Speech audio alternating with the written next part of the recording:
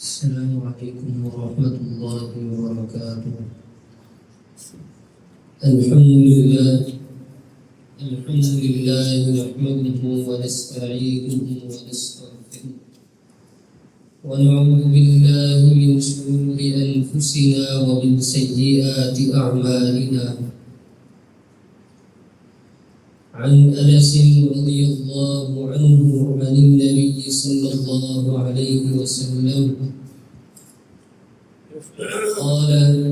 ثلاث من كن فيه وجد بهن حلاوة الإيمان: من كان الله ورسوله أحب إليه مما سواهما، وأن يحب المرء لا يحبه إلا لله، وأن يكره أن يعود في الكفر بعد أن أنقذه الله منه، كما يكره أن يقذف في النار. سیدنا انس بن مالک رضی اللہ تعالی عنہ سے روایت ہے کہ رسول اللہ صلی اللہ علیہ وسلم نے ارشاد فرمایا کہ تین علامات، تین خصوصیات، تین اوصاف ایسے ہیں جو آدمی اپنے اندر ان اوصاف کو داخل کر لیتا ہے، گویا کہ وہ ایمان کی لذت، ایمان کی چاشنی، ایمان کی مٹھاس کو پا لیتا ہے۔ ان میں سے پہلی علامت یہ ہے کہ انسان ساری کائنات سے بڑھ کر اللہ اور اس کے رسول صلی اللہ علیہ وسلم سے محبت کا اظہار کرے، اور دوسری علامت یہ ہے کہ انسان معاشرے کے اندر رہتے ہوئے کسی سے بھی اگر دلی محبت کا اظہار کرتا ہے تو وہ صرف اور صرف اللہ کی رضا کے لیے ہونی چاہیے۔ تیسری اور آخری علامت یہ ہے کہ انسان اسلام قبول کرنے کے بعد کفر کی حالت میں پلٹنے کو اسی طرح ہی ناپسند کرے جس طرح وہ آگ میں جانے کو اپنے آپ کو آگ کے اندر ڈالنے سے ناپسند کرتا ہے۔ عزیزان گرامی، دنیاوی آسائشوں سے لذت حاصل کرنا یہ ہر انسان کی چاہت رہتی ہے، اور دنیاوی نعمتوں سے لطف اندوز ہونا یہ کوئی بڑی بات نہیں بلکہ انسانی فطرت کا تقاضا ہے۔ اور مادیت پرستی کے دور میں کسی بھی شے کو استعمال کرنا، اس کا تعلق اللہ رب العزت کی قدرت و مشیت کے ساتھ ہے، تقدیر کے ساتھ اس کا تعلق ہے، اور نہ ہی اس ضمن میں یہ دیکھا جاتا ہے کہ کون مسلمان ہے، کون کافر ہے، کون ہے جس کا تعلق اللہ کے ساتھ زیادہ مضبوط ہے، کون ہے جو سب سے زیادہ بغاوت اختیار کرنے میں تلا ہوا ہے، کون ہے جو صدقہ و خیرات کرنے میں اپنے آپ کو پیش رکھتا ہے۔ قطعاً یہ چیز اس ضمن میں نہیں دیکھی جاتی، بلکہ یہ اللہ تعالیٰ کی تقدیر اور مشیت کے فیصلے ہیں، جیسے وہ چاہتا ہے جس کو چاہتا ہے عطا کر دیتا ہے۔ لیکن آپ نے اس معاشرے کے اندر رہتے ہوئے یہ بھی دیکھا ہوگا کہ یہی مادی اشیاء بسا اوقات انسان کے لیے موت کا ذریعہ بھی بن جاتی ہیں، پریشانی اور تکلیف کا ذریعہ بھی بن جاتی ہیں،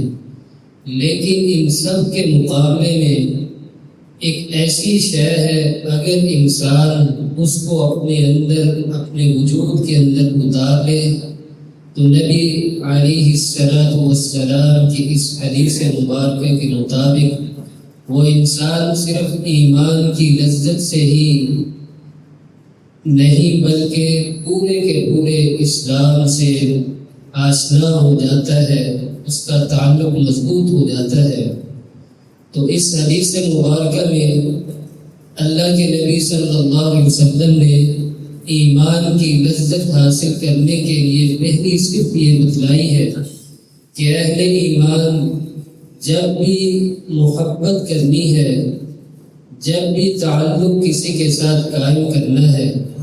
تو ان تمام چیزوں میں اللہ رب العزت کی ذات کو سب سے زیادہ مقدم رکھنا ہے، اہمیت دینی ہے۔ جناب عمر فاروق رضی اللہ تعالی عنہ آپ علیہ السلام سے بیان کرتے ہیں کہ اللہ کے نبی صلی اللہ علیہ وسلم، میں آپ سے محبت تو کرتا ہوں لیکن اپنی جان سے بڑھ کر آپ کے ساتھ محبت کا تقاضا نہیں کر سکتا۔ آپ علیہ السلام ارشاد فرماتے ہیں، میرے پیارے عمر، اس وقت تک تیرا ایمان کامل نہیں ہو سکتا جب تک تو اپنی جان سے بڑھ کر بھی میرے ساتھ محبت کا اظہار نہ کریں۔ اور اسی طرح دوسری حدیث کے مطابق آپ علیہ السلام ارشاد فرماتے ہیں، لا يؤمن احدكم حتى اكون احب اليه من ولده ووالده والناس اجمعین۔ تم میں سے کوئی بھی انسان اس وقت تک کامل مومن نہیں ہو سکتا جب تک وہ اپنی آل اولاد والدین سے بڑھ کر مجھ محمد کے ساتھ محبت کا اظہار نہ کرے۔ تو اس آیت کے پہلے،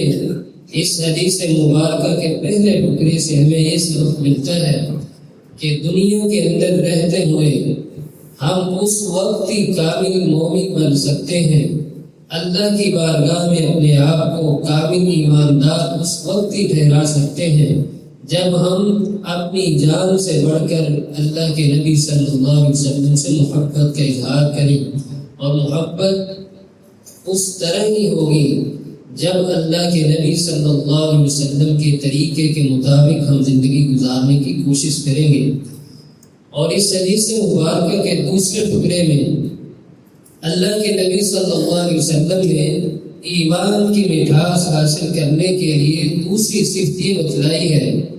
کہ جب بھی کسی کے ساتھ محبت کرنی ہے، دنیاوی آسائشیں حاصل کرنے کے لیے نہیں، اور نہ ہی دنیاوی نمود و نمائش حاصل کرنے کے لیے، نہ ہی لوگوں کی نگاہ میں عزت و مقام حاصل کرنے کے لیے کسی کا تقرب اختیار کرنا، بلکہ اللہ کے نبی علیہ السلام نے ارشاد فرمایا کہ کل قیامت کے دن جن 7 خوش نصیبوں کو اللہ تعالیٰ عرش عظیم کا سایہ نصیب فرمائیں گے، ان میں سے ایک شخص ایسا بھی آئے گا، وَرَجُلَانِ تَحَابَّا فِي اللَّهِ، ایسا آدمی، ایسا خوش نصیب شخص جو کسی کے ساتھ محبت کرتا ہے تو اللہ کی رضا کے لیے، کسی کے ساتھ ملتا ہے اللہ کی رضا کے لیے، اور اگر کسی سے جدا ہوتا ہے، تعلق ختم ہوتا ہے تو وہ بھی اللہ کی رضا کے لیے۔ اس نظریے کے تحت انسان کسی کا قرب تلاش کرتا ہے، محبت کرتا ہے، الفت کا اظہار کرتا ہے، تو یقیناً یہ ان خوش نصیبوں میں شامل ہو سکتا ہے جنہیں اللہ کے نبی علیہ السلام اللہ تعالیٰ کے عرش عظیم کا سایہ نصیب فرمائیں گے۔ اور دوسری نشانی اللہ کے نبی علیہ السلام نے یہ بھی بیان کر دی کہ تکمیل ایمان کے اندر بھی یہ چیز شامل ہے، من احب للہ وابغض للہ واعطى للہ ومنع للہ فقد استکمل الایمان۔ جو بھی انسان کسی کے ساتھ محبت کرتا ہے اللہ کی رضا کے لیے، بغض رکھتا ہے اللہ کی رضا کے لیے، کسی کو عطا کرتا ہے اللہ کی رضا کے لیے، کسی کو عطا کرنے سے اپنے ہاتھ کو روک لیتا ہے وہ بھی اللہ کی رضا کے لیے، اللہ کے نبی صلی اللہ علیہ وسلم ارشاد فرماتے گویا کہ اس نے اپنے ایمان کو مکمل کر دیا۔ اس حدیث مبارکہ کے آخری ٹکڑے میں اللہ کے نبی علیہ السلام ارشاد فرماتے ہیں کہ اسلام قبول کرنے کے بعد کفر کی حالت میں پلٹنے کو اتنا ناپسندیدہ اپنے لیے سمجھے، گویا کہ جس طرح آگ کے اندر جانے کو اپنے لیے ناپسند سمجھتا ہے، اسی طرح جب کفر کی بات ہو یا کفر کی طرف پلٹنے کی بات ہو تو اپنی طبیعت پر کراہت لے کر آئے، کراہت کا اظہار کرے۔ اور میرا اور آپ کا مسئلہ یہ ہے کہ ہم دنیاوی نعمتیں حاصل کرنے کے لیے، ذرا سی کوئی چیز حاصل کرنے کے لیے ایمان کا سودا کر دیتے ہیں، اسلام کا سودا کر دیتے ہیں، نبوی تعلیمات کو بیچ دیتے ہیں، جبکہ نبی علیہ السلام کا شیوا یہ نہیں تھا، اور نہ ہی آپ کے صحابہ کرام کی زندگی اس طرح کی تھی۔ جناب یاسر رضی اللہ تعالی عنہ کی زندگی پڑھے، جناب بلال حبشی رضی اللہ تعالی عنہ، جناب سمیہ رضی اللہ تعالی عنہ، اس طرح دیگر کئی صحابہ ہیں، صحابیات ہیں،